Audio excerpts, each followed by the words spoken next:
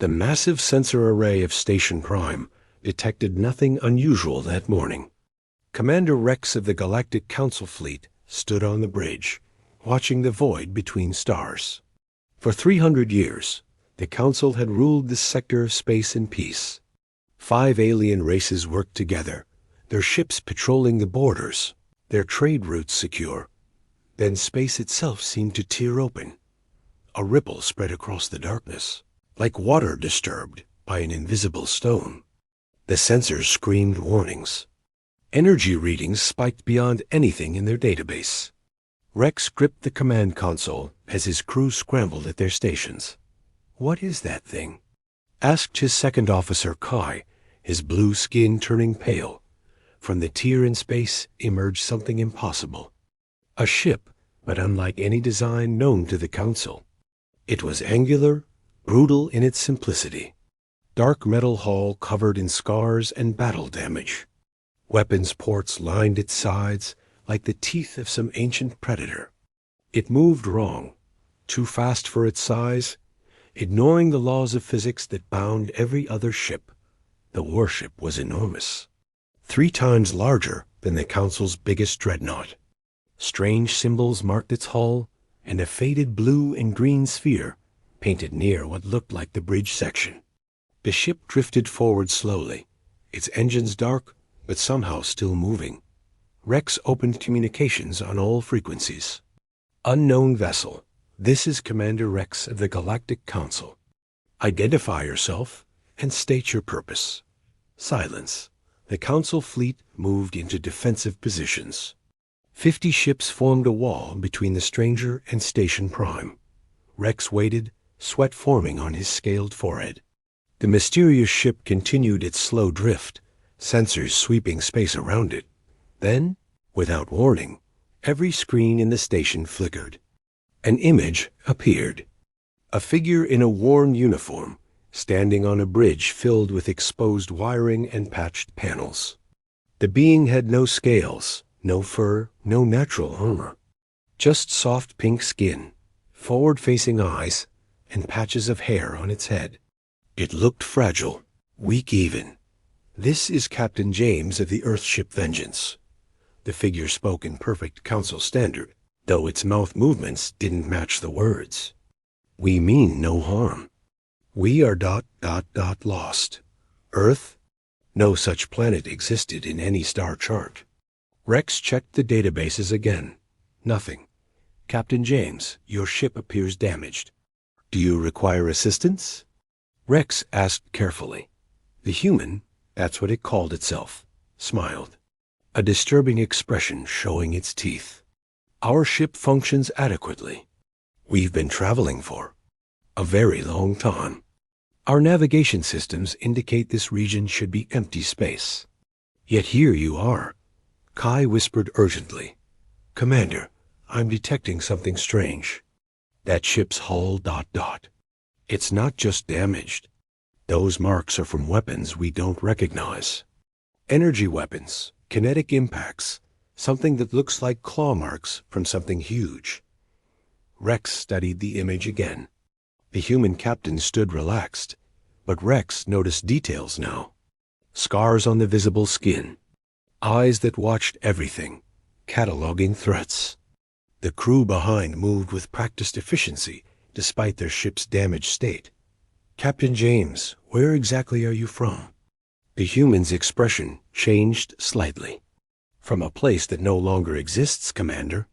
We are all that remains of the Earth Defense Fleet. We've been running and fighting for 40 years. Through dimensions you cannot imagine, against enemies that consume entire realities."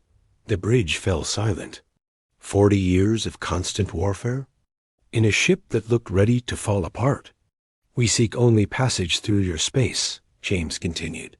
"We have no quarrel with your council." Rex was about to respond when proximity alarms blared. Something else was coming through the tier in space. Something following the human ship. The sensors couldn't make sense of what they detected. It registered as both matter and energy, both massive and microscopic. Captain James's expression hardened. "Commander Rex, I suggest your fleet moves behind us. Now, what is that thing? The reason we can never stop running, James replied, turning to his crew. Battle stations. They found us again. Prepare main guns. Let's show our new friends why humans are the monsters that monsters fear. Asterisk. The thing that emerged from the tier defied description. Rex's mind struggled to process what the sensors showed. It shifted between forms, sometimes a cloud of living darkness, sometimes a mass of writhing tentacles, sometimes geometric shapes that hurt to perceive. It was wrong on every level, an impossibility that somehow existed. The Council fleet's weapons powered up automatically, defensive protocols engaging. But Rex noticed something that chilled him. His ships, the pride of 5 civilizations, were trembling. Not from fear. The ships themselves were shaking. As if reality around them was unstable, Captain James stood calmly on his damaged bridge. Commander Rex, order your ships to cut engines. Do not use energy weapons. Do not use shields. Make yourselves as small as possible. You're insane. We need defenses against that ... thing. Your shields are energy. It feeds on energy. Your weapons will only make it stronger. James turned to his crew. Deploy the iron rounds. Load tungsten shells. Prepare the nuclear mines. Rex watched in disbelief as the human ship transformed. Panels slid open, revealing weapons that belonged in a museum. Projectile cannons. Chemical rockets. Weapons that threw actual metal through space. Primitive, ancient concepts that the Council had abandoned centuries ago for elegant energy beams. The entity noticed the Council fleet first, drawn to their active shields and powered weapons. It moved toward them with impossible speed, covering the distance in seconds. The lead Council ship, a destroyer commanded by Captain Vera, opened fire with plasma beams. The beams struck the entity and were absorbed instantly. It grew larger, pulsing with stolen energy. The destroyer's shields flared as the thing touched them, and then both shields and ship simply ... ceased. Not destroyed, not vaporized, just erased from existence. No. Rex shouted. 300 souls gone in an instant. The human ship moved forward, placing itself between the entity and the Council fleet. James's voice came through the cone. All Council ships, shut down everything except life support and communications. Now, Rex didn't hesitate this time. All ships emergency shut down. Everything off. As the Council fleet went dark, the entity paused, seeming to lose track of them. Then the Vengeance opened fire. The primitive weapons shouldn't have worked. Chunks of metal flying through space, chemical explosions, nuclear fission, technologies the Council considered barbaric. But they worked. The tungsten rounds tore through the entity's form, causing it to shriek in frequencies that bypassed the ears and stabbed directly into the brain. The nuclear mines detonated, not with energy beams, but with raw, primitive atomic fury. The entity recoiled, wounded. It tried to absorb the attacks, but found nothing to feed on. Just simple physics, mass and velocity, chemical reactions, atomic decay. No exotic energy to consume. Rex watched the human crew work. They moved with a terrible efficiency, born from decades of practice. They knew exactly where to hit, when to dodge, how to hurt this impossible thing. They fought like their ship looked, scarred, damaged, but absolutely relentless. Loading white phosphorus rounds, someone reported on the human bridge. Negative, James replied. Save those for the big ones. Standard iron will do. The big ones? There were bigger versions of this nightmare? The entity made one more attempt to reach the Council fleet, but the Vengeance moved to intercept. The human ship took the hit directly, the entity's touch erasure field washing over its hull. But something impossible happened. The human ship survived. Scarred, pieces missing, but still there. Our hull is lined with dead iron from Earth's core, James explained, noticing Rex's shock. One of the few things they can't erase. Earth's last gift to her children. The entity, wounded and confused, began to retreat toward the tier. But James wasn't finished. Launch the cage. From the Vengeance's belly, a strange device fired. It expanded into a net of the same dead iron, wrapping around the entity. The creature thrashed, but the primitive metal held. What are you doing? Rex demanded. Let it leave. Can't do that, Commander. It's seen your people now. Tasted your energy signatures. It would come back with others. James's expression was grim.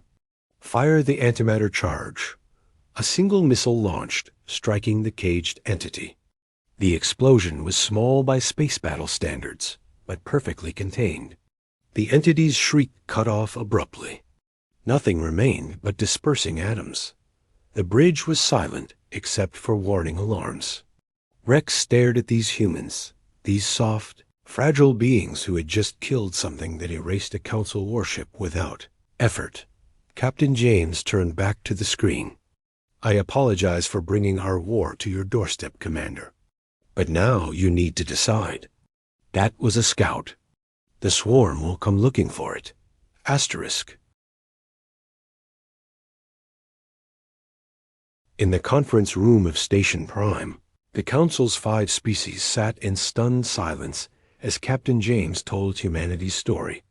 Rex noticed how the humans sat, back straight, hands visible, positioned to see all exits. The posture of someone who hadn't been safe in decades. Earth was a small planet in an unremarkable system. James began. We fought among ourselves, as young species do. We had just begun reaching for the stars when they found us. A hologram appeared, showing a blue-green world. Beautiful, Rex thought. Peaceful looking. We called them the Void Hunters, though they have no name for themselves. They exist between dimensions, feeding on advanced energy. The more sophisticated a civilization's technology, the better the feast. James's eyes went distant. Earth had just developed fusion power. We were celebrating. We thought we'd solved our energy crisis. The hologram changed, showing massive tiers opening in space around Earth. Entities like the one they'd just fought poured through by the thousands. Our energy weapons were useless. Our shields made us targets. Our cities fell in days. James paused. But humans are stubborn. We learned. A farmer in Kansas discovered that simple iron bullets could hurt them. A chemist in Tokyo found that white phosphorus burned them. We went backward in our technology, by choice. Kai leaned forward. You abandoned advancement to fight them? We adapted. We lined our ships with dead iron from Earth's core. We built projectile weapons that could crack moons. We turned our fusion reactors into bombs. James smiled bitterly. We became the primitive savages the universe needed us to be. The hologram showed human ships, ugly and functional, fighting desperate battles. Rex saw cities burning, billions dying, but also something else. The humans kept fighting. When energy weapons failed, they used projectiles. When projectiles ran out, they rammed their ships into enemies. We held them off for 3 years. Long enough to build the colony ships, to send some of our people away. But the Void Hunters followed. Every world we settled, they found. Every ship we built, they hunted. How many humans survived?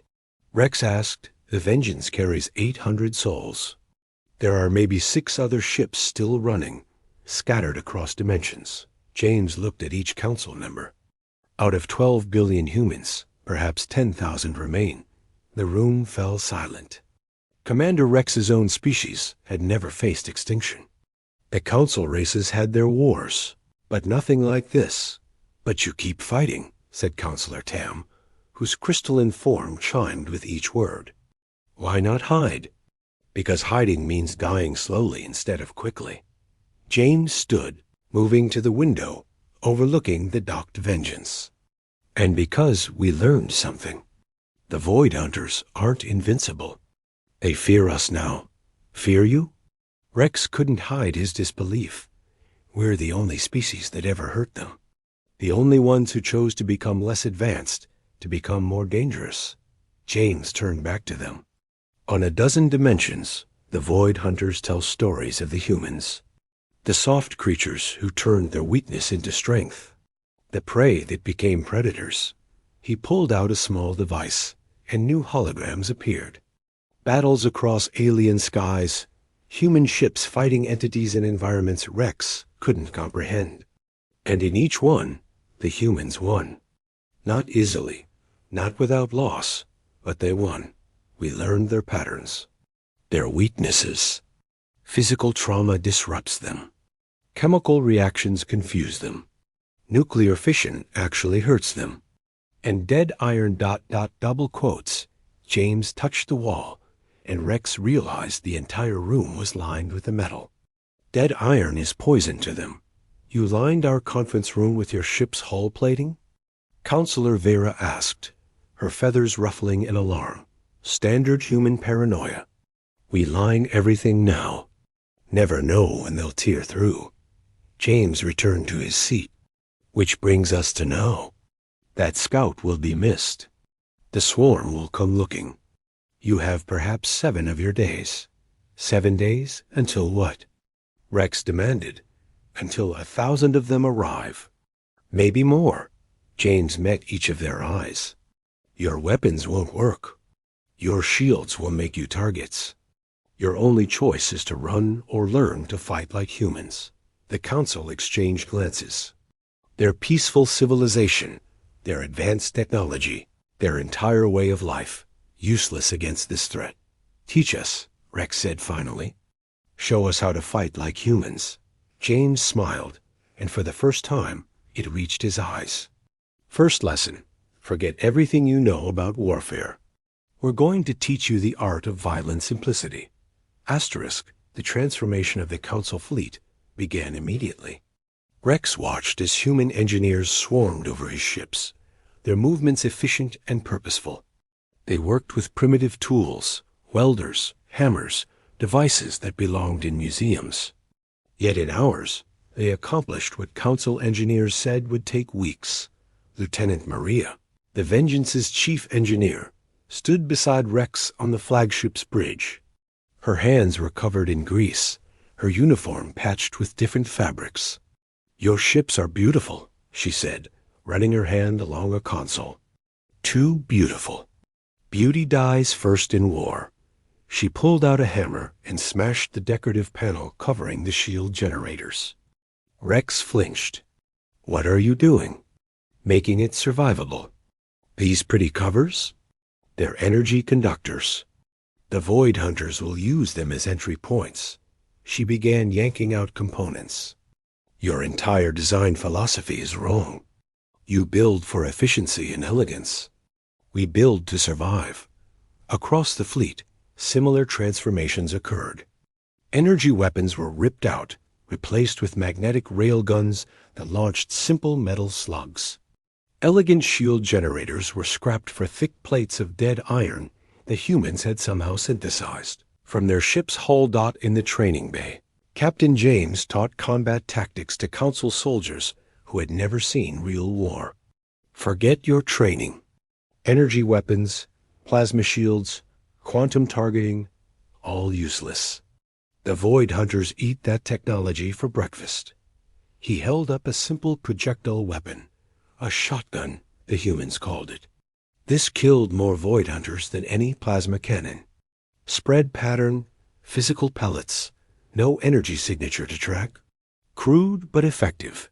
A Council soldier, young Tom from the water world of Aquarius, raised his hand. But surely our advanced tactics. James cut him off by throwing a metal ball at Tom's head. The soldier ducked instinctively. That's tactics. See threat, avoid threat, eliminate threat. Everything else is philosophy that'll get you killed.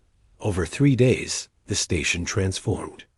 The Council watched their shining beacon of civilization become something else.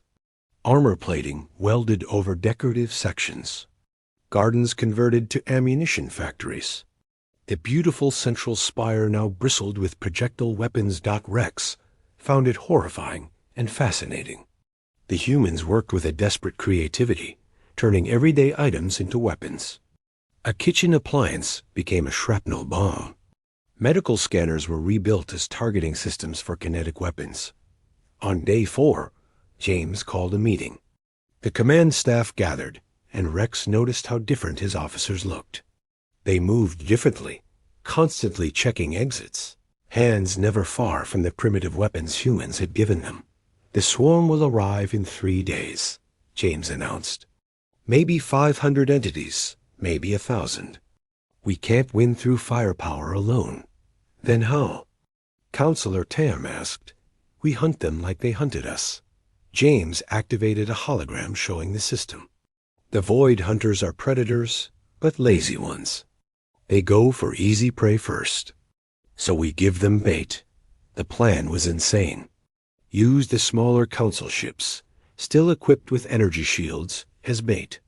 When the entities swarmed them, the ironclad ships would ambush with projectile weapons. Mining ships would deploy nuclear mines in kill zones. It relied on sacrifice, on ships volunteering to die. I'll lead the bait squadron. Captain Young volunteered immediately. Rex was surprised. Young commanded the newest destroyer, pride of the fleet. Your ship is 90% energy systems, James warned. You'll last maybe 30 seconds once they focus on you. Then I'll make those 30 seconds count. More volunteers came forward. Rex felt something change in the room. His peaceful officers were becoming something else. Warriors. Humans were teaching them more than tactics. They were teaching them sacrifice. On day 5, the Vengeance's sensors detected something. James studied the readings, his face grim. They're early. And there's more than expected. How many? Rex asked, though he dreaded the answer. 2,000, maybe more. And ... Doubles. James paused. They brought a matriarch. The bridge went silent. Rex had learned about matriarchs from human records. Entities the size of moons, capable of consuming entire planets' energy. Only 3 had ever been killed, each victory costing humanity millions of lives. Can we evacuate? Kai asked, where would we run? James replied, they've marked this system. Running just delays the inevitable. He turned to Rex. Commander, I need you to trust me. The Vengeance has one weapon we haven't mentioned. Something we've been saving. What weapon? James's expression was unreadable. The kind that requires a human crew to die using it. But it might be enough to kill a matriarch. Asterisk.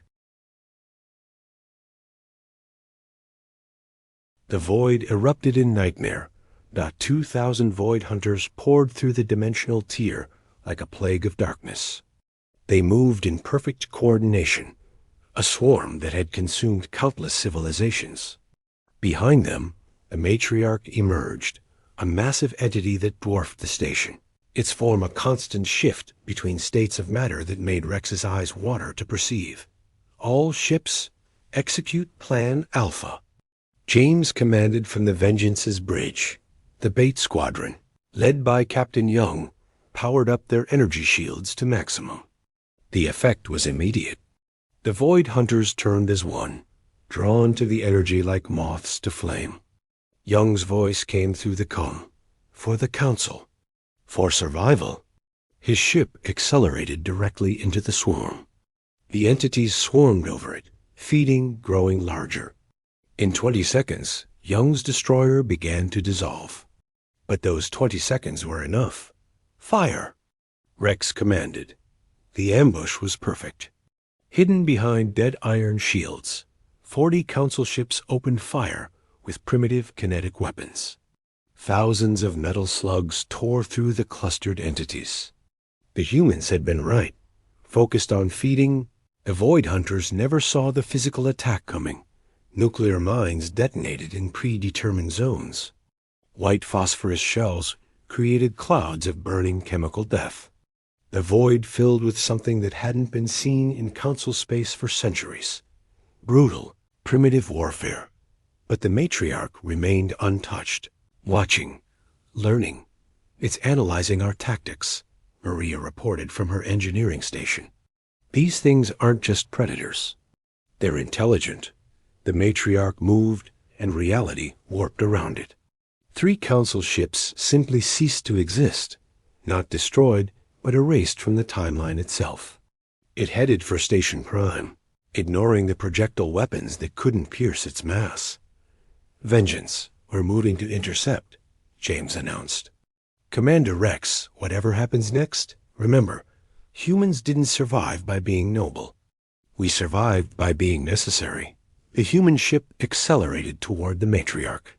Rex watched in horror as panels opened along the Vengeance's hull, revealing its secret weapon.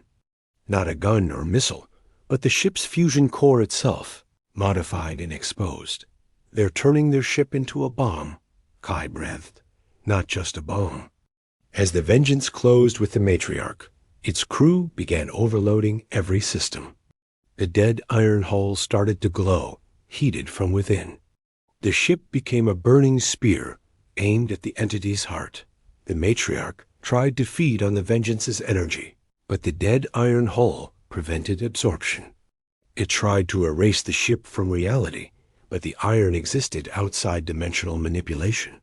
For the first time in eons, a matriarch faced something it couldn't simply consume or destroy. "All crew to escape pods," James ordered his people. "Negative, Captain," came the replies. "We're staying." "That's an order." "Sorry, sir." Humans don't abandon ship. Not when it counts. The Vengeance struck the matriarch at full speed. The dead iron hull, superheated to the point of fusion, pierced the entity's form. But that was just the beginning. The human crew triggered their final protocol. The ship's core went critical, but not in any way the Council understood. The humans had somehow created a dimensional collapse, turning their dying ship into a point of absolute nothingness. A wound in reality that even the Void Hunters couldn't heal. The matriarch shrieked across dimensions.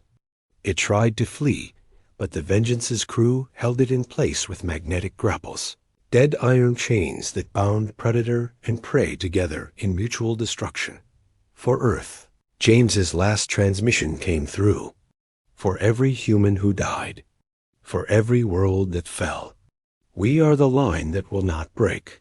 The explosion wasn't an explosion. It was an implosion, a collapse of space-time that pulled the matriarch into itself.